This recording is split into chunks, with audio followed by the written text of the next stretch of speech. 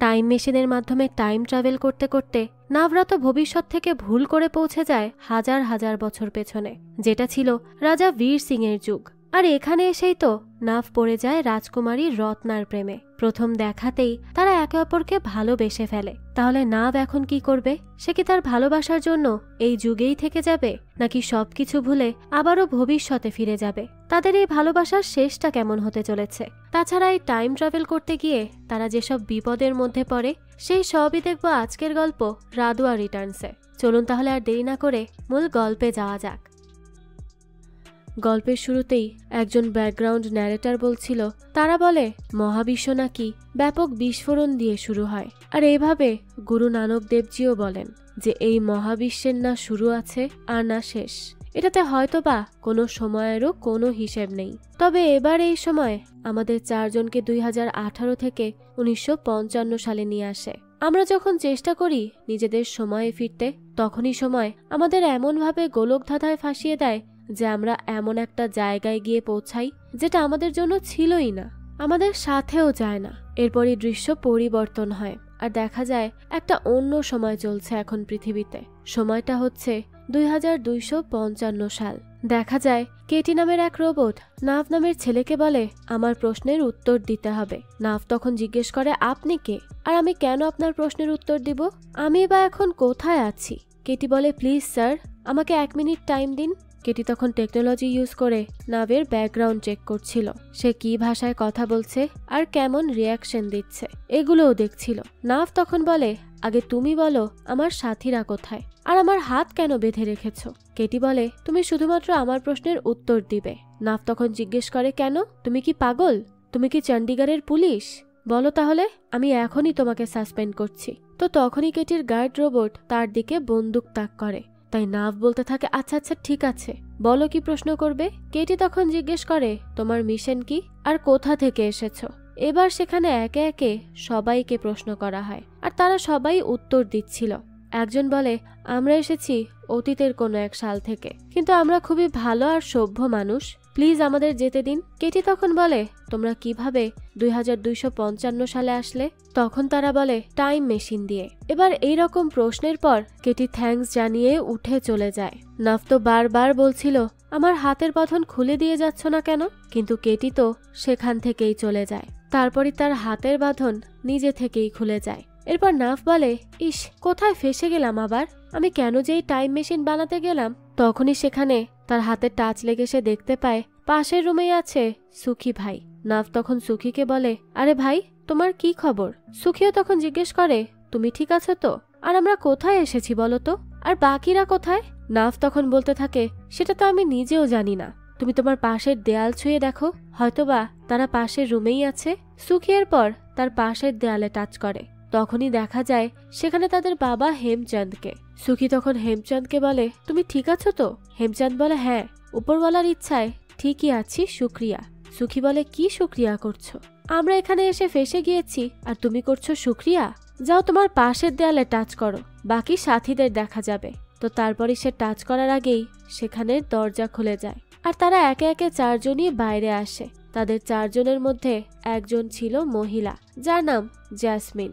তো এবার তাদেরকে কেটে নিয়ে আসে একটা মিটিংয়ে। সেখানে রবি গিল বলছিল আমার নাম রবি গিল, তো তোমরা আমাকে মিস্টার গিল বলে ডাকতে পারো, আমি হচ্ছে এই কোম্পানির মালিক। সুখী বলে সে তো ঠিক আছে, কিন্তু আমাদের জেলের কয়েদিদের মতো কেন রাখা হয়েছিল, আর এখানে এতগুলো শেফ কেন আমাদের সামনে বসে আছে? আসলে এখানে এরা সাদা পোশাক পরে থাকায় নাভরা তাদেরকে শেফ ভাবছিল। রাবি বলে দেখো আমি তোমাদের সবার কাছে ক্ষমা চাইছি, পরিস্থিতিটাই এমন যে আমাদেরকে অস্ত্র ব্যবহার করতেই হচ্ছে। আসলে আমাদের সিটির অবস্থা খুবই খারাপ যাচ্ছে, আর সেই অবস্থার উন্নতির জন্য আমি তোমাদের হেল্প চাই। নাভ তখন বলে কি বললেন? আমাদের হেল্প চাই, কিন্তু আমরা কি করতে পারি? এটা তো আপনার সিটি। রাভি বলে অবশ্যই হেল্প করতে পারবে, আর একমাত্র তোমরাই করতে পারবে, কারণ তোমরা টাইম ট্রাভেল করে এই পর্যন্ত এসেছো। নাভ তখন বলে আমরা টাইম ট্রাভেল করে এসেছি, কিন্তু এখানে আপনার কিভাবে হেল্প করব আমরা? রবি তখন বলে আজ থেকে প্রায় 30 বছর আগে সবকিছুই ঠিকঠাক ছিল, রোবট আমাদেরকে হেল্পও করত, কিন্তু যবে থেকে তাদের আপডেট হলো তবে থেকেই সবকিছু বদলে গেল, আর এখন একটাই উপায় রয়ে গেছে, টাইম ট্রাভেল করে এই সমস্যাকে সমাধান করতে হবে। নাভ বলে কিন্তু মিস্টার গিল, আমাদের কাছে তো কোনো টাইম মেশিন নেই। রবি তখন বলে টাইম মেশিন আমাদের কাছে আছে এবং দুবার সেটা থেকে গ্রিন সিগন্যালও পেয়েছি, তাই আমি চাই তুমি আমাকে হেল্প করো। তখন বাকিরা নাভের টিমকে বলে আমরা তো মিস্টার গিলের সাথে একমত, তোমরা কি আমাদেরকে হেল্পটা করবে? সুখী বলে আমরা কিভাবে হেল্প করতে পারি? আমরা প্রায় 230 বছর অতীতের, তাই আপনাদের কাছে রিকোয়েস্ট করছি আমাদেরকে আমাদের সময়ে ফিরিয়ে দিন। রবি তখন বলে অবশ্যই দিব, টাইম মেশিন ঠিক হলেই আমরা প্রথমে তোমাদের ফিরিয়ে দিয়ে আসব, তারপর আমরা আমাদের সমস্যারও সমাধান করব। হেমচাঁদ তখন বলে আচ্ছা, আমার অনেক ঘুম পাচ্ছে, অনেক লম্বা জার্নি করেছি তো, তাই যদি একটু জায়গা পেতাম। রবি তখন বলে অবশ্যই, সব পাবে। এই হচ্ছে রোবট কেটি, সে তোমাদের সম্পূর্ণ খেয়াল রাখবে, তোমরা কোনো চিন্তা করবে না, এখানে নিশ্চিন্তে থাকতে পারো। তারপরে কেটি তাদের নিয়ে ফ্লাইং কারে ওঠে। নাভ, জেসমিন এরা তো এটা দেখে খুবই খুশি হয় যে তারা কত নতুন কিছু দেখছে, আর তারা তো এই গাড়ির ব্যাপারে বেশ এক্সাইটেডও ছিল। তবে হেমচাঁদ আর সুখী তো তর্ক বিতর্ক শুরু করে দেয়, আর এতই ঝগড়া করে যে কেটি হয়ে যায় শাটডাউন, আর ফ্লাইং কার তো সোজা নিচে যেতে থাকে। তাদের প্রায় অ্যাক্সিডেন্ট হয়েই যাবে, তখনই আবার কেটি অন হয়ে যায় আর কারকে থামতে বলে। এরপর তাদেরকে সে মানা করে যেন তারা তাকে ডিস্ট্রাক্টেড না করে। তারপরই রাতের বেলা তাদেরকে ঘুমানোর জন্য একটা রুম দেওয়া হয়, কিন্তু সকাল সকাল উঠেই হেমচাঁদ পড়ে যায় মহা বিপদে, কারণ বেচারা বাথরুমই খুঁজে পাচ্ছে না। সুখী বলে কি হয়েছে তোমার, হ্যাঁ এত সমস্যা কিসে? হেমচাঁদ বলে সমস্যা হবে না, আমি তো বাথরুমের দেখাই পাচ্ছি না, কোথায় বাথরুম কে বলবে, আর আমার তো এদিকে অবস্থা খারাপ হয়ে যাচ্ছে। নাভ তখন উঠে বলে প্লিজ বাবা, আমাকে একটু ঘুমাতে দাও, যাও সামনে গিয়ে প্যানেলে দেখো, পেয়ে যাবে, প্লিজ এই নিয়ে আর ঝামেলা করো না। হেমচাঁদ বলে ও হ্যাঁ, আমি তো প্যানেল চিনি, আমি দেখছি তাহলে। সুখী তখন নাভকে বলে এই উনি হয়তো পারবেন না, তুমি একটু গিয়ে দেখিয়ে আসো না। নাভ বলে আরে না, পারবে, অবশ্যই পারবে, ইংরেজি তো জানেনি। এবার দেখা যায় হেমচাঁদ যা পারছে, যেখানে পারছে একের পর এক ক্লিক করে যাচ্ছে, আর এবার তো সেখানে এক ঝাঁক বন্দুক বের হয়ে আসে আর তাদের তিনজনের দিকেই তাক করে বসে। তারা তিনজন তো এবার বেশ ভয়ে দ্রুত উঠে যায় আর বলতে থাকে আরে আরে কি করছো কি এসব, প্রাণে মারবে নাকি? নাভ বলে আমি আসছি, দাঁড়াও। তো নাভ সরতেই তার উপর লেজার টার্গেট হয়। সুখী বলে নাভ নড়বে না, তোমার উপর লেজার টার্গেট হয়েছে, তাই একবার নড়লেই কিন্তু মরবে। তখনই সেখানে কেটি আসে আর নাভ বলে কেটি প্লিজ হেল্প করো। কেটি তখন রুমের ফাংশনকে অর্ডার দেয় সেফটি প্রোটেকশন অ্যাভয়েড করতে, তারপরই সেটা অ্যাভয়েড হয় এবং নাভ একটুর জন্য বেঁচে যায়। নাভ তখন কেটিকে বলে তুমি বাঁচিয়ে নিলে আমাকে, না হলে আজ তো শেষই করে দিত বাবা। হেমচাঁদ তখন কেটিকে বলে আরে কেটি ম্যাডাম, তুমি এত কষ্ট করলে কেন, আমি সব সামলে নিতাম। কেটি বলে হ্যাঁ, সেটা তো আমি নিজ চোখেই দেখে নিলাম, কত সামলে নিতে। নাভ বলে কেটি তুমি এসেছো, বেশ ভালোই হয়েছে, আগে আমার বাবাকে একটু বাথরুম দেখিয়ে দাও তো, এই বাথরুমের চক্করে আজ আমি মরতে যাচ্ছিলাম। কেটি বলে এটা তো খুব সহজ। সে বলতে থাকে জিয়া ওপেন দ্য ওয়াশরুম। এবার জিয়া হচ্ছে তাদের ফাংশনের নাম, তো এই অর্ডার দেওয়ার সাথে সাথেই তো সেখানে বাথরুম ওপেন হয়ে যায় আর হেমচাঁদ দৌড়ে সেখানে যায়। সুখী কেটিকে বলে এটা যখন এতই সহজ, মুখে বললেই খুলে যায়, তাহলে আমাদেরকে বলে দিলে না কেন আগে, তাহলে তো এত বড় বিপদ হতোই না। কেটি তখন বলে আসলে এখানে ভয়েস কমান্ড একমাত্র এই সিটির নাগরিকরাই দিতে পারবে, আর তোমরা তো এখানের সিটিজেন না। নাভ তখন জিজ্ঞেস করে আচ্ছা তাহলে তোমাদের এখানে সিটিজেন হতে কি কি লাগে সেটাও বলে দাও। সুখী বলে হ্যাঁ বলো তো, আধার কার্ড বানিয়ে আমরাও হয়ে যাই এখানের নাগরিক। কেটি তখন একটা লম্বা নেভার এন্ডিং রুলস দেখিয়ে দেয় আর বলে এটা পড়ে নাও, তারপর সাইন করে দাও। নাভ তখন হাত জোর করে বলে না বাবা, আমরা এভাবেই ঠিক আছি, লাগবে না রুলস পড়া আর লাগবে না নাগরিক হওয়া। কেটি তখন বলে তাহলে রেডি হয়ে চলো, ল্যাবে যেতে হবে। জেসমিন বলে কিভাবে রেডি হব, কাপড়ই তো নেই। কেটি তখন বলে সমস্যা নেই, যা ওয়ার্ড্রপ ওপেন করো তো। তারপরে সেখানে অনেক বড় ওয়ার্ড্রপ ওপেন হয়। কেটি তখন তাদেরকে বলে যাও দ্রুত রেডি হয়ে নাও, আমি বাইরে অপেক্ষা করছি। তারপরে তারা 2255 সালের মতো ড্রেস পরে বাইরে চলে আসে। কেটি বলে বাহ, তোমাদের দেখে একেবারে এই শহরের মনে হচ্ছে, তবে এই ড্রেস শুধু সাধারণ ড্রেস নয়, এতে প্রোটেকশন শেল দেওয়া আছে যা তোমাদেরকে বিভিন্ন রকমের অ্যাক্সিডেন্টের হাত থেকে বাঁচাতে হেল্প করবে। তারপরই কেটি তাদেরকে নিয়ে ল্যাবে আসে, সেখানে রবিও ছিল। আর নাভ রবিকে বলে মিস্টার গিল, এখানে এসব কি হচ্ছে? রবি বলে এখানে রোবট নিয়ে এক্সপেরিমেন্ট হচ্ছে, কারণ বাইরে যেই রোবট আছে তারা মানুষের উপরই হামলা করছে। হেমচাঁদ বলতে থাকে, কিন্তু কি দরকার আপনার এসব ক্রিয়েট করার? রাভি বলে, যাতে করে তারা মানুষের কাজে আসতে পারে, এজন্যই চেষ্টা করছি। হেমচাঁদ বলতে থাকে, কিন্তু তারা তো কোনো হেল্পই করলো না। এবার এরা সামনে এগিয়ে যায়, আর নাভ সুখিকে বলে, আমার কেন যেন এখানে কিছু গরমিল মনে হচ্ছে। সুখী বলে, আমারও। কিছু তো এখানে আছে যা আমাদের থেকে লুকিয়ে রাখছে এরা, কিন্তু এটাও হতে পারে ভবিষ্যতের টেকনোলজি এমন আজব রকমের হয়। তো এরপরই আমাদেরকে টাইম মেশিনের সামনে নিয়ে আসে রাভি। সত্যি সত্যি টাইম মেশিন চোখের সামনে দেখে তারা চারজনই তো বেশ এক্সাইটেড হয়ে যায়।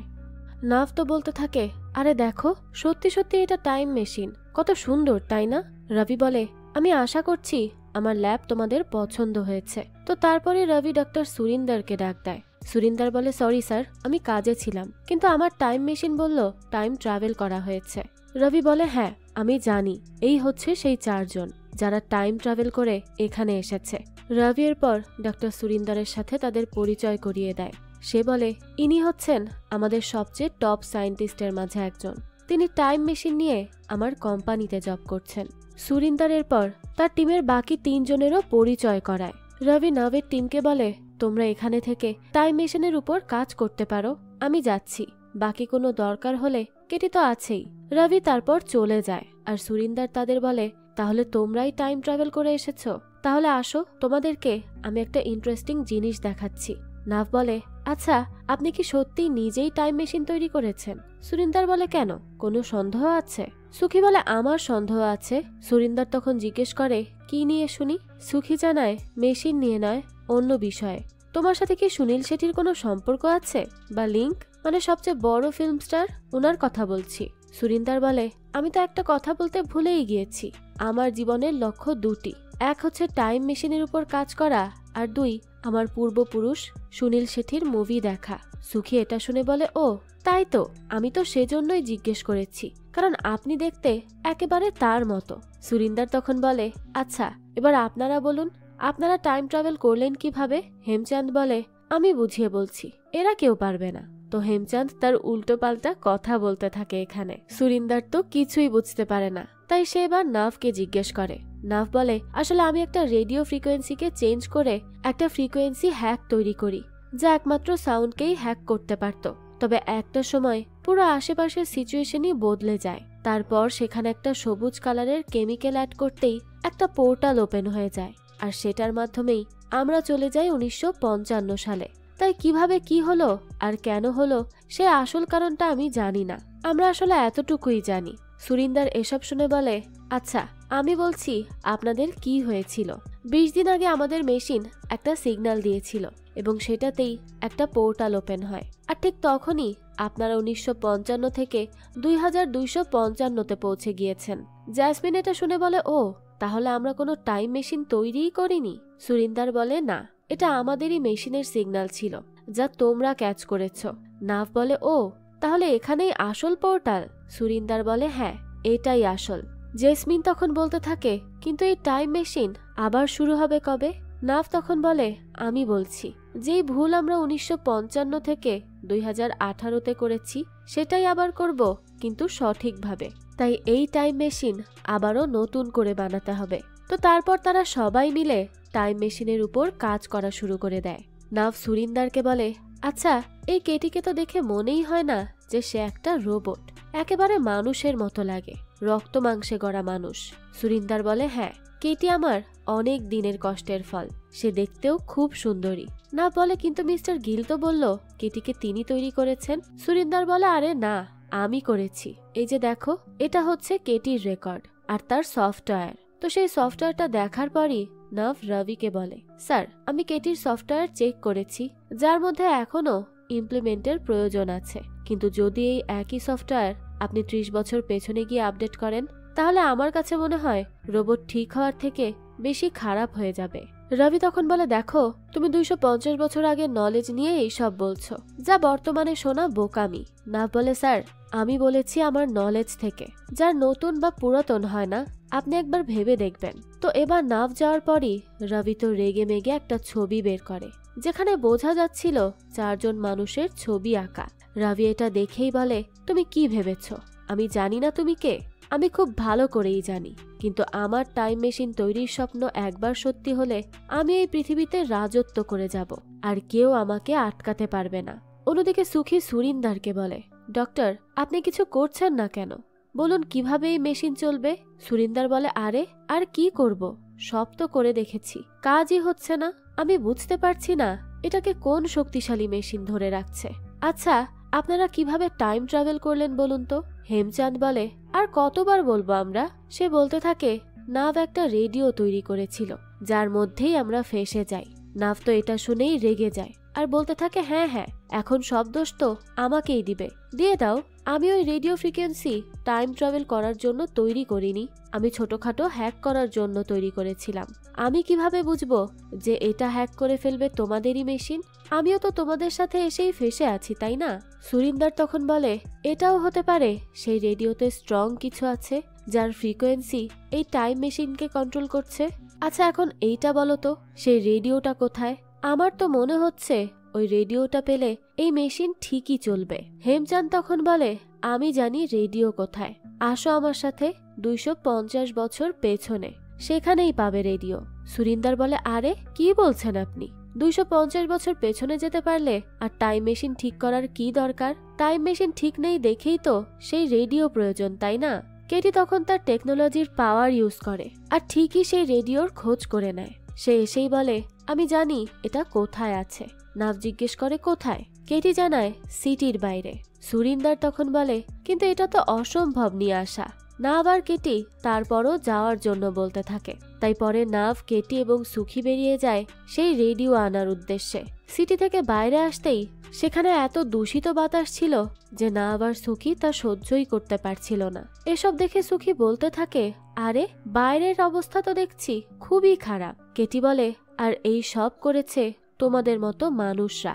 মানুষ পলিউশন করে করে পশু পাখি, গাছপালা, নদী নালা সব কিছু ধ্বংস করে ফেলেছে, আর তাই এখন মরুভূমির মতো সব কিছু শেষ। নাভ তখন সুখীকে বলে, দেখলে, এই জন্য আমি আগে পানি বাঁচানোর কথা বলে চেঁচামেচি করতাম, তোমরা তো শুনতে না। দেখলে তো ভবিষ্যতে এসে পরিবেশের কি খারাপ অবস্থা হয়েছে। সুখী বলে, আমার তো ইচ্ছে করছে এখনই আমাদের সময় ফিরে যেতে আর সব কয়টা শয়তানকে দেখাতে ভবিষ্যৎ পৃথিবীর কি অবস্থা হতে চলেছে। তো এরপরই তারা একটা গাড়িতে করে কোনো মতে চলে আসে সেই রেডিও খোঁজার জায়গায়। সেখানে অনেক ভাঙাচোরা জিনিসপত্র ছিল। কেটি বলে, এখানে খুঁজে দেখো, রেডিও এখানেই পাবে। তো তারা যখন রেডিও খুঁজতে ব্যস্ত ছিল তখনই সেখানে কিছু রোবট দৌড়ে আসছিল তাদের উপর আক্রমণ করার জন্য। তাই কেটি দ্রুত নাভকে সরতে বলে আর সে একাই সেই রেডিও খুঁজে বের করে। আর এরপরই তাদেরকে নিয়ে দ্রুত গাড়িতে করে পালাতে শুরু করে। কোনো মতে ওই রোবটদের হাত থেকে বেঁচে তারা সিটিতে ফিরে আসতে পারে। তারপরে তারা রেডিও নিয়ে আসে আর সেটাকে দিয়ে কাজ শুরু করে দেয়। এবার সত্যি সত্যি টাইম মেশিনটা ঠিক হয়ে যায়। এটা দেখে তো সবাই খুব খুশি হয়। রবি তখন রোবট নিয়ে এদিকে এগিয়ে আসছিল। কেটি সে সময় নাভকে বলে, প্লিজ জলদি পালাও। সুখী বলে, আমরা একা কিভাবে যাব? কেটি বলে, দেখো, এখানে তোমাদের বেঁচে থাকা গুরুত্বপূর্ণ। তোমরা টাইম মেশিনের টাইম বদলে তাড়াতাড়ি বেরিয়ে পড়ো, আমাকেও যেতে হবে। এরপরই কেটি এসে দাঁড়ায় রবির সামনে। রবি তখন বলে, সরে যাও, কিন্তু সব অ্যাক্সেস ডিনাইড। রবি বলে, নিশ্চিত এই নাভই এইসব করেছে? কেটি বলে, না মিস্টার গিল, নাভ শুধু হিউম্যান ইমোশন ইনক্রিজ করেছে। তারপরে এখানে রবি রোবট পাঠায় তাকে মারার জন্য। কেটিও ফাইট শুরু করে। ওইদিকে সবাই টাইম মেশিনে যাওয়ার জন্য রেডি হলেও নাভ বলতে থাকে, আমি আসছি কেটিকে দেখে। তার আসলে কেটির জন্য চিন্তা হচ্ছিল। নাভ তখন এসেই কেটিকে বলে, এই সব কি কেটি? কেটি তো তাকে বারবার বলে, নাভ প্লিজ তুমি চলে যাও, তোমার টাইম মেশিনে ফিরে যাও, আমি বলছি যাও, আর কোনো প্রশ্ন করবে না। নাভ তখন বলে, কেটি তোমার চোখ? কেটি বলে, যাও বলছি। তো কেটির মধ্যে আসলে হিউম্যান ইমোশন কাজ করে, যার ফলে তার চোখে পানি দেখা যায়। এরপরই নাভ এসে দেখে তার টিম তো হট্টগোল লাগিয়ে রেখেছে। এদিকে রবি বলে, কেটি কি ভাবছো, আমাকে তুমি শেষ করতে পারবে? না কেটি, বরং আমি পারবো, কারণ তোমার মধ্যে আগে থেকেই আমি এমন সফটওয়্যার অ্যাড করেছি যে সেটার বাটনে একবার ক্লিক করলেই তুমি ধ্বংস হয়ে যাবে। কেটি বলে, কোনো সমস্যা নেই, আমি আমার ফ্রেন্ডদের জন্য ধ্বংস হতেও প্রস্তুত। এদিকে তো এরা ভুল টাইম সেট করে ফেলে, কিন্তু সেটা বুঝতে গিয়েই দেরি হয়ে যায়। টাইম মেশিন তো চালু হয়ে যায় আর তারা আবারও একটা ভুল সময়ে গিয়ে পড়ে। তো যখনই তাদের হুঁশ ফেরে এরা দেখতে পায় তারা তো এক রাজ্যের জেলে বন্দী। এবার নাভ বলছিল, আমি সত্যিই জানি না আমরা কোন সালে আছি আর এটা কোথায়। জ্যাসমিন তখন বলে, দেখে তো মনে হচ্ছে না 2018 সালের জেল এটা। তখনই সেখানে একজন প্রহরী আসে আর তারা প্রশ্ন করে এটা কোথায় আর কি অন্যায়ের জন্য তারা জেলে রয়েছে। প্রহরী জানায়, তোমরা আছো আজিতগড়ে আর তোমরা মহারাজা বীর সিং এর এখানে আছো। তোমাদেরকে তিনি ওনার দরবারে ডেকে পাঠিয়েছেন। চলো। তারপরই দেখা যায় এখন তো সময় চলছে 955 আর এখানেই এই 4 জনকে দরবারে দাবি করা হচ্ছিল এরা নাকি মোহাম্মদ খানের স্পাই। বীর সিং তার মন্ত্রীকে বলে, আপনি কি নিশ্চিত এরা মোহাম্মদ খানের খবরই? মন্ত্রী বলে, মহারাজ এই লোকদেরকে আমাদের বাজারে পাওয়া যায়, তাদের কাপড় চোপড় দেখেও নিশ্চিত যে এরা আমাদের এখানকার না। সেনাপতি মহেন্দ্র পালও একই কথা বলেছেন। বীর সিং মহেন্দ্রকে বলে, আপনি বলুন তো এই 4 জনের কি শাস্তি প্রাপ্য? মহেন্দ্র বলে, মহারাজ আমার মতে এই 4 জনকে বাজারে নিয়ে গিয়ে সবার সামনে মৃত্যুদণ্ড দেওয়া উচিত, তাহলে আর কেউ এরকম কাজ করার সাহসও করবে না। বীর সিংও বলে, তাহলে ঠিক আছে, এদের বাজারে নিয়ে গিয়ে এদের মাথা শরীর থেকে আলাদা করা হোক। হেমচাঁদ বলে, আরে মহারাজ এইসব আপনি কি বলছেন? আমাদের কোনো দোষ নেই, আমরা কোনো মোহাম্মদ খানকে চিনিই না। আমরা তো 2018 থেকে ট্রাভেল করে 1955 সালে এসেছি, তারপর সেখান থেকে ট্রাভেল করে 2255 সালে গিয়েছি আর ওখান থেকে ট্রাভেল করে বর্তমানে অর্থাৎ আপনাদের এখানে এসে পড়েছি। নাভও বলতে থাকে, মহারাজ প্লিজ বোঝার চেষ্টা করুন, আমাদের কথাটা একটু শুনুন, আমরা এই যুগের মানুষই না, আমরা কিছুই জানি না কি হচ্ছে এখানে। বীর সিং এইসব শুনে বলে, মহামন্ত্রীজি এই লোকগুলো মোহাম্মদ খানের খবরের পাশাপাশি খুবই চালাকও বটে। এরা আমাদেরকে সত্য থেকে গুমরা করার চেষ্টা করছে, খুবই ধূর্ত তো এরা। সুখী বলে, না না মহারাজ, আমরা এরকম কিচ্ছু করার চেষ্টা করছি না, আমরা সত্যিই বলছি, আমি বলছি সবটা বুঝিয়ে, তাহলেই বুঝতে পারবেন। তারপর সুখী একেবারে ইতিহাসের সব বলা শুরু করে যে তারপর কি কি হবে আর না হবে। এই সব শুনে তো খুবই বিরক্ত হয়ে যায় বীর সিং আর বলতে থাকে, দেখো এদেরকে আমার চোখের সামনে থেকে সরাও, দূরে নিয়ে যাও বলছি।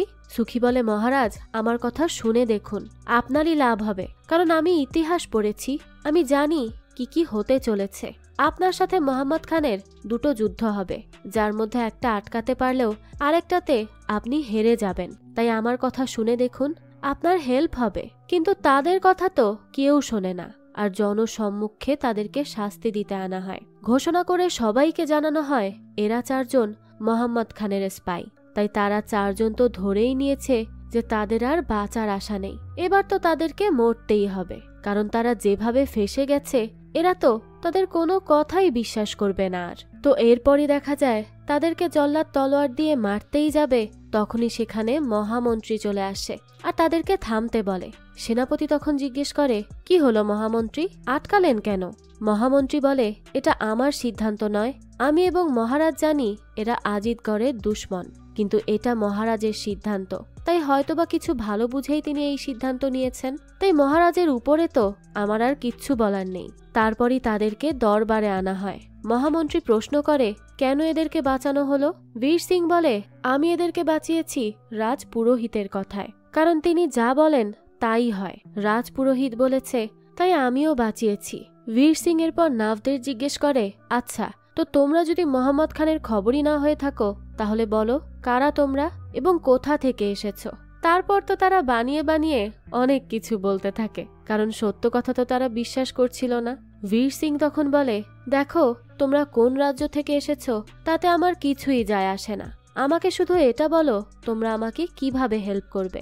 নাভ তখন বলে, আমাদের কাছে একটা ডিভাইস আছে যেটা দিয়ে আপনি যেখানে খুশি সেখানে যেতে পারবেন। বীর সিং এটা শুনে বলে, তাহলে এখন কি সেটা বলতে পারবে যে মোহাম্মদ খান কোথায় আছে? নাভ বলে, হ্যাঁ পারবে বলতে, তবে একটু সময় লাগবে। বীর সিং এরপর তাদের 4 জনের থাকার ব্যবস্থা করতে বলে এবং তাদের কাপড়ও বদলাতে বলে।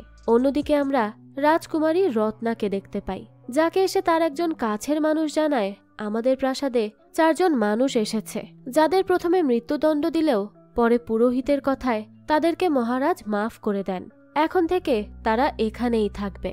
রত্না বলে, নিশ্চয়ই কিছু কাহিনী আছে এখানে, আমি তাদের সত্যিটা আমার বাবার সামনে আনবো, দাঁড়াও। এদিকে সুখী নাভকে বলছিল, মাথায় জোর দিয়ে দেখতো কোথায় রিমোটটা রেখে এসেছিস। নাফ তো রেগে মেগে বলে, হ্যাঁ সব সময় তো আমারই দোষ তাই না, আমি রিমোট হারিয়েছি। 1955 সালেও আমি রেডিও ভেঙেছি। তারপর হেমচাঁদ বলে, আরে তোমরা ঝগড়া রাখো আর খাওয়ার ব্যবস্থা করো। তখনই সেখানে সিপাহী এসে তাদের কাপড় দিয়ে যায়। আর এরপর তাদেরকে খাবারের কথা বললে সিপাহী জানায় মহারাজ যখন বলবেন তখনই খাওয়া দাওয়ার ব্যবস্থা করা হবে, তার আগে নয়। এদিকে মহামন্ত্রী বীর সিংকে বলে, মহারাজ আমার মনে হচ্ছে আপনি এদের ছেড়ে ঠিক করেননি। বীর সিং বলে, মহামন্ত্রী আমি সিদ্ধান্ত আবেগ থেকে নেইনি। তোমার হয়তোবা মনে আছে রাজপুরোহিত আমার রানীকে নিয়ে ভবিষ্যৎবাণী করেছিলেন। যদি আমি সেটা মানতাম তাহলে আজ হয়তোবা তিনি বেঁচে থাকতেন। তাই আমি এবার আর সেই ভুল করিনি। আর আমার বিশ্বাস এরা আমাদের জন্য কিছু একটা অবশ্যই তৈরি করবে এবং মোহাম্মদ খানের কাছেও পৌঁছাতে পারবো আমরা। এদিকে খিদের কারণে তাদের 4 জনের তো অবস্থা খারাপ। তারা তো 4 জনই বিছানায় গড়াগড়ি করছিল। ঠিক ওই সময়ই রত্না আসে আর বলতে থাকে, মহারাজ আপনাদের জন্য খাবার পাঠিয়েছেন। তবে একটা কথা ছিল, আপনারা কোথা থেকে এসেছেন বলুন তো। নাফ তো এবার রাজকুমারীকে দেখে তার দিকে এক নজরে তাকিয়ে থাকে। সে তো তার সৌন্দর্যে মুগ্ধ হয়ে গিয়েছিল। রত্না তখন বলে, কি ব্যাপার, আপনি কি কথা বলতে পারেন না? সুখী তখন বলতে থাকে, তাকে জিজ্ঞেস করে লাভ নেই, কিছুই বলবে না। রত্না তখন বলে, লোকে তো বলছে তোমরা মোহাম্মদ খানের খবরই। নাফ তখন রত্নাকে বলে, আমার এমন কেন অনুভব হচ্ছে যা আমি তোমাকে আগে থেকেই চিনি। রত্না বলে, কোথায়? না তো, তুমি কি সত্যি আমাকে আগে থেকে চেনো? আমি তো চিনি না। নাফ বলে, জানি না, আমি বুঝতে পারছি না। তবে মোহাম্মদ খান লোকটাকে বলো তো। যখনই দেখো তখনই তোমরা সবাই মোহাম্মদ খান করতে থাকো। এরপর সুখী বলে, উনি 912-তে জন্ম নেয় আর 962-তেই মারা যায়। আর সে অনেক লড়াইও লড়েছে। হেমচাঁদ বলে, তুমি থাকো তো, এরকম তোমার কথা শুনেই মহারাজ আমাদের মারতে যাচ্ছিল। নাফ বলে, কিন্তু তোমরা সবাই মোহাম্মদ খানকে নিয়ে এত ভয় পাও কেন? রত্না বলে, না তো, আমার বাবা ভয় পান না। তারপর আবার রত্না কথা ঘুরিয়ে বলে, না মানে মহারাজ বীর সিং তাকে আগেও হারিয়েছিলেন আর পরেও হারাবেন। নাফ বলে, কিন্তু তুমি এত প্রশ্ন কেন করছো? রত্নার সখী বলে, আসলে উনি মহামন্ত্রীজির মেয়ে তো, তাই আর কি জানতে চাইছেন।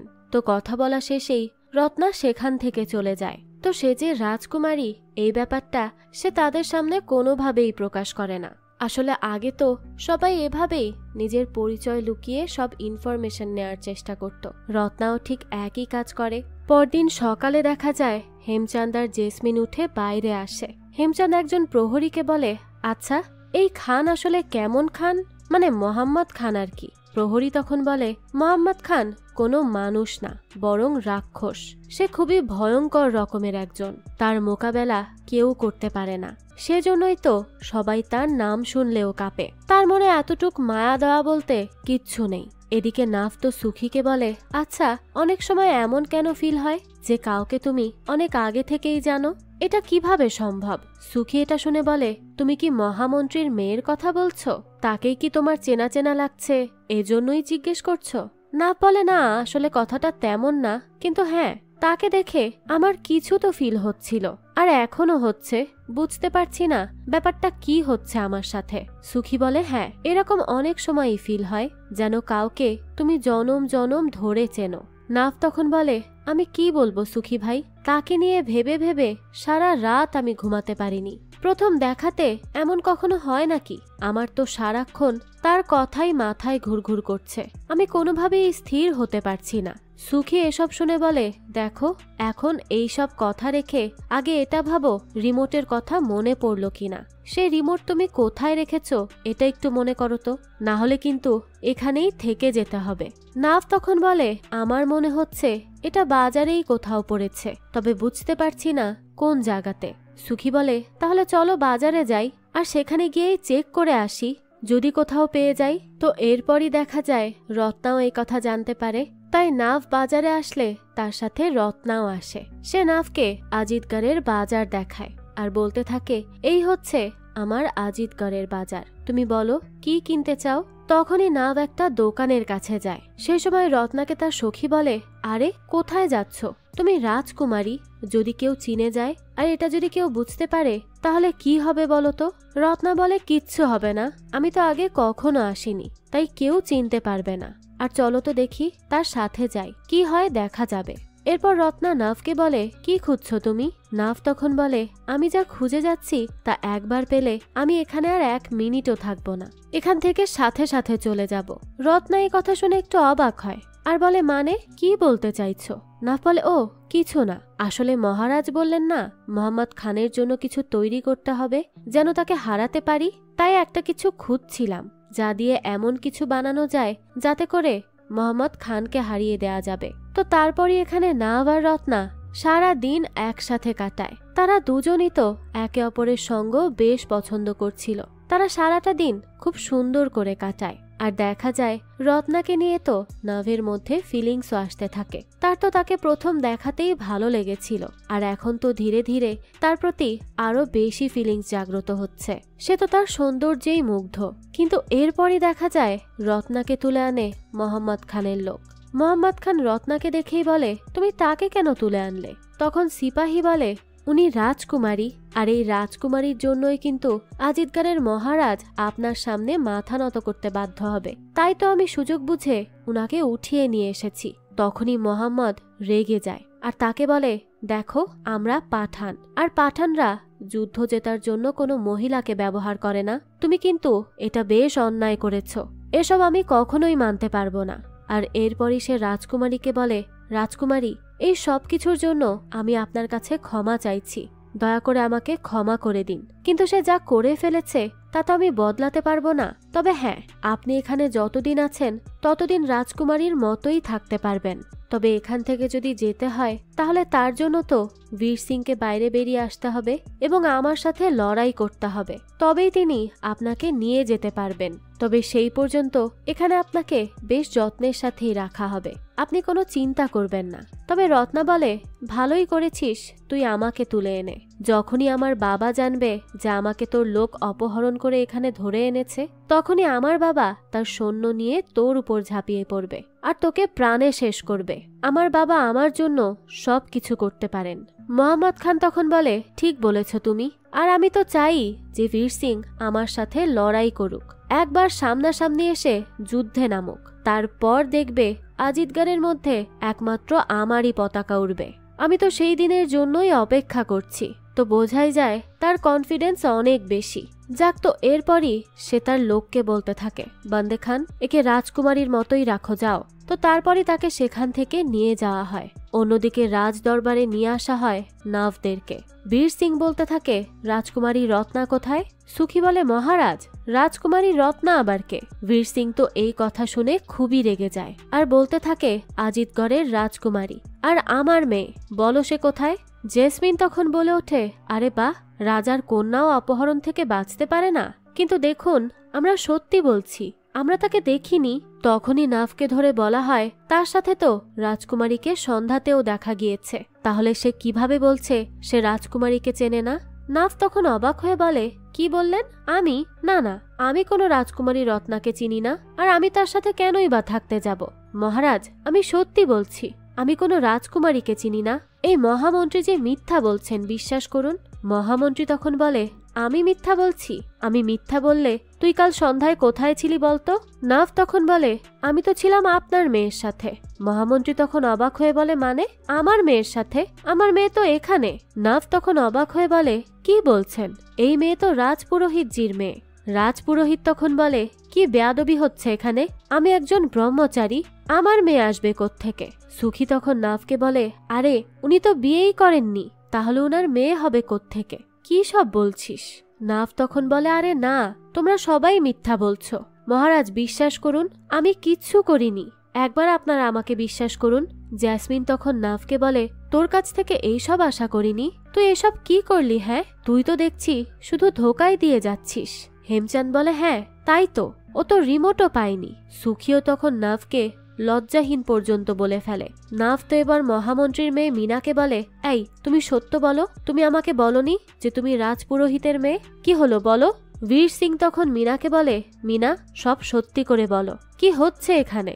মিনা বলে, মহারাজ, আমি রাজকুমারীর কথা অনুযায়ী এদেরকে শুধু খাবার দিতে গিয়েছিলাম, তার বেশি আমি কিছুই জানি না। তখনই সেখানে একজন মোহাম্মদ খানের চিঠি নিয়ে আসে।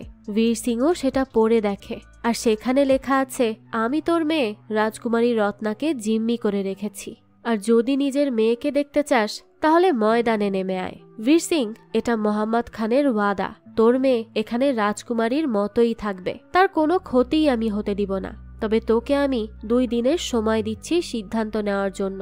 তুই আয় আর আমার মোকাবেলা কর। বীর সিং তো এটা পড়া মাত্রই সেনাপতিকে আদেশ করে যে দ্রুত সব সৈন্যকে রেডি করতে, তারা এবার সত্যি সত্যি লড়াই করতে যাবে।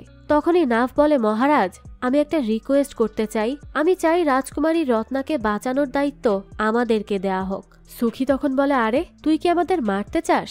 মহামন্ত্রী বলে, ও আচ্ছা, এসব করছো যাতে তোমরা 4 জনই একসাথে পালাতে পারো? নাফ বলে, আরে মহামন্ত্রীজি, আপনি কি বলছেন? হ্যাঁ, আর মহারাজ, আমি আপনার নুন খেয়েছি, তাই কিভাবে আপনাকে আমি ধোকা দিয়ে পালাবো? আমি কখনোই এমন কিছু করব না। হেমচাঁদ বলে, এই তুই কি বলছিস নাভ? সে মোহাম্মদ খান, কোনো সালমান খান না যে তুই রত্নাকে গিয়ে নিয়ে আসবি আর সে কিচ্ছু করবে না। মহামন্ত্রী বলে, কিন্তু মহারাজ, এদেরকে বিশ্বাস কিভাবে করি? নাফ তখন বলে, মহারাজ বিশ্বাস কেন করবেন না? আমরা আমাদের বিশ্বাস আপনার কাছে রেখে যাচ্ছি, আমাদের কন্যাকুমারী জেসমিনকে বন্ধক দিয়ে যাচ্ছি। জেসমিন তো এটা শুনে বলে, এই কি বললি তুই? কিন্তু তখন তার কথা তো আর কেউ শোনে না। আর বীর সিং বলে, ঠিক আছে, আমি তোমাদেরকে আর একটা সুযোগ দিচ্ছি, যদি তোমরা রাজকুমারীকে ফিরিয়ে আনতে ব্যর্থ হও তাহলে তোমাদের মাথা গলা থেকে আলাদা করা হবে। নাভরাও বলে, হ্যাঁ হ্যাঁ মহারাজ, ঠিক আছে। তারপরে রাতের বেলা নাভ, সুখী এবং হেমচাঁদ আসে রাজকুমারীকে খুঁজতে।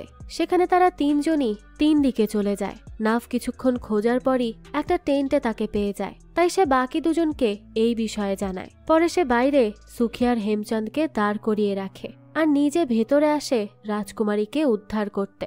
নাভকে এখানে দেখে তো অনেক বেশি খুশি হয়ে যায় রত্না। পরে সেখান থেকে পালানো শুরু করে তারা। তখন তো সৈনিকরাও তাদের পেছনে পড়ে যায়। নাভ তখন রত্নাকে বলে, তুমি আসলে রাজকুমারী রত্না, তাহলে আমার কাছে মিথ্যা বললে কেন? সুখী তখন বলে, দেখো, তোমাদের পরিচয়পত্র শেষ করো, কারণ বিপদ কিন্তু পেছনে পড়ে আছে। তারপরে নাভরা মিলে রাজকুমারীকে বাঁচিয়ে নিয়ে সেখান থেকে চলেই আসে। পরদিনই বীর সিং তার প্রজাদের বলে, আজ আমি অনেক খুশি, আমার রত্না প্রাসাদে ফিরেছে।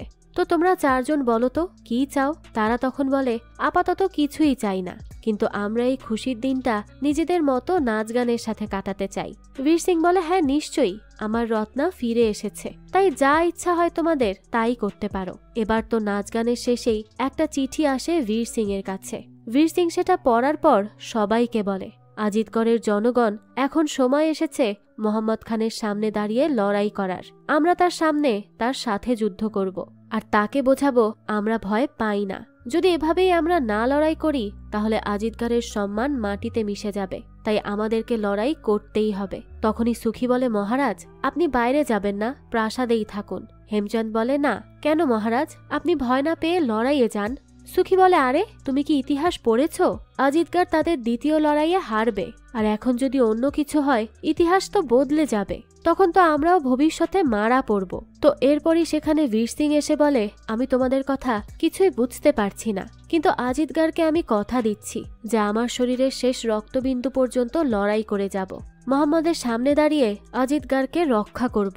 তো মহামন্ত্রী বলে, তবে মহারাজ, সবাই জানে মোহাম্মদ খানের সৈনিকের অর্ধেক সৈনিক আছে আমাদের, তাই বাইরে গেলে আমরা হারব নিশ্চিত। এবার এখানে আরো অনেক কথাবার্তা হয়। তখন মহামন্ত্রী তো এই সবের মাঝে নাভকে খুব নাক গলাতে দেখে, তাই সে নাভকে বলে, তোমার মধ্যে আজিতগড়ের জন্য যে আবেগ আছে তাতে আমি নিশ্চিত যে তুমি মোহাম্মদ খানকে হারিয়েই আসবে। নাভ তখন বলে, কি বললেন? আমি কাকে হারিয়ে আসব? না, মানে আমি কানে শুনতে পাইনি। তখন সেনাপতি বলে, আমি জানি তুমি পারবে, কারণ তুমি একজন যোদ্ধা। তো এরা এইসব বলছিল কারণ রাজপুরোহিত গণনা করে দেখেছে নাভ একজন পুরনো মহাযোদ্ধা। নাভ তো তাদের বারবার মানা করছিল যে সে কোনো যোদ্ধা না। তারপরও বীর সিং এসে তাকে অনুরোধ করে যুদ্ধে যাওয়ার জন্য। রাজপুরোহিত বলে, আসল কথা হচ্ছে আর উপায় নেই, কারণ মোহাম্মদ তার চিঠিতে লিখেছে সে ওই যোদ্ধার সাথে লড়বে যে কিনা রাজকুমারীকে উদ্ধার করতে পেরেছে। তো এবার তো নাভ আর কোনো উপায় না পেয়ে খুব ভয়ে ভয়ে যুদ্ধে আসে, আর স্বাভাবিকভাবেই সে মার খায়। তবে তখন তার বডিতে সেই 2255 সালের ড্রেস চলে আসে তাকে প্রোটেক্ট করতে, কারণ মোহাম্মদ খানের গলায় ছিল সেই রিমোট যার মাধ্যমে টাইম ট্রাভেল করতে পারত নাভরা। এবার এখানে টানা লড়াই হতে থাকে, তবে শেষে প্রায় হেরেই যাচ্ছিল নাভ, কারণ তার হাতে তলোয়ার ছিল না। তবে মোহাম্মদ খান বলে, তোমার মধ্যে তো অনেক সাহস আছে, আর একজন সাহসী ছেলের আমি সম্মান করি, যাও আজিতগার তোমার। নাভ তখন তাকে ধন্যবাদ দিয়ে বলে, আমার আজিতগারের থেকে বেশি ওই রিমোটটা চাই, তাহলে আমি আমার সময়ে ফিরতে পারবো। মোহাম্মদ খানও তখন তার কথা মতো সেই রিমোট দিয়ে চলে যায়। নাভ এরপর বীর সিংকে বলে, আমাদের এবার ফিরতে হবে নিজেদের সময়ে। তখন সে বীর সিং এর থেকে বিদায় নেয়ার পর রত্নার থেকেও বিদায় নেয়। রত্না বলে, এই সময় হয়নি তো কি হয়েছে, অন্য কোনো সময়ে বা অন্য কোনো জীবনে আমি তোমার জীবন সঙ্গী হয়েই আসব। তো বোঝাই যায় রত্না তাকে কত ভালোবেসে ফেলেছিল। এবার তারা তাদের সময় অর্থাৎ 2018 সাল সিলেক্ট করে চলে যাওয়ার জন্য। ওইদিকে রাভি এসে সুরিন্দারকে বলে এদের ফিরিয়ে আনতে। তখনই সেখানে তাদেরকে আটকায় কেটি, কিন্তু রাভি সাথে সাথেই শুট করে কেটিকে, আর সেই গুলি গিয়ে লাগে টাইম মেশিনে, যার ফলে তারা আর 2018-তে পৌঁছাতে পারে না। টাইম মেশিন গড়মিল করে ফেলে। তখনই নাভরা দেখে তারা একটা জঙ্গলের মতো জায়গায় গিয়ে পৌঁছেছে, যেখানে বিল্ডিং এর মধ্যেও গাছপালা হয়ে আছে। সুখী এটা দেখে বলে, আবারও ভুল সময়ে এসে পড়েছি, রিমোটটা অন করত। কিন্তু নাভ দেখে রিমোট তো আর অন হচ্ছে না। এবার দেখা যায় পুরো পৃথিবী সবুজে সবুজে আবৃত, এবং এটা হচ্ছে 2755 সাল। আর এরই সাথে এই গল্পটাও এখানেই শেষ হয়ে যায়। তবে এর পর কি হতে চলেছে? তারা কি আর কখনোই তাদের টাইম লাইনে ফিরে আসতে পারবে না? আর সেই 2755 সালেই বা তাদের সাথে আর কি কি ঘটতে চলেছে, এই সবই তো আমরা জানতে পারবো এই গল্পের পরবর্তী পার্টে। আর সেটা যখনই আসবে তা আমি আপনাদের জন্য এক্সপ্লেইন করার চেষ্টা করব। যাক, এই তো ছিল আজকের এই টাইম ট্রাভেলের গল্প। এই গল্পটা আপনাদের কাছে কেমন লেগেছে সেটা অবশ্যই আমাদেরকে কমেন্ট করে জানাবেন। যদি এতটুকুও ভালো লেগে থাকে তাহলে একটি লাইক দিয়ে যাবেন। আর হ্যাঁ, আমাদের এই চ্যানেলে কিন্তু প্রতিনিয়তই নতুন নতুন ভিডিও আপলোড করা হয়। সেই সব ভিডিওর আপডেট পেতে আমাদের চ্যানেলটিকে সাবস্ক্রাইব করে বেল আইকনে অল দিয়ে রাখতে কিন্তু ভুলবেন না। আর একটা কথা, আপনার আমার মতো মুভি লাভারদের জন্য আমরা নিয়ে এসেছি সুলভ মূল্যে নেটফ্লিক্সের সাবস্ক্রিপশন, যেটি পেয়ে যাবেন আমাদের ফেসবুক পেজ এইচবি শপে। পেজের লিংক ডিসক্রিপশন বক্সেই দেয়া আছে। আজকে তাহলে এই পর্যন্তই, আবারও হাজির হব নতুন কোনো ভিডিও নিয়ে। সেই পর্যন্ত সবাই ভালো থাকবেন আর আমাদের চ্যানেলের সাথেই থাকবেন। ধন্যবাদ।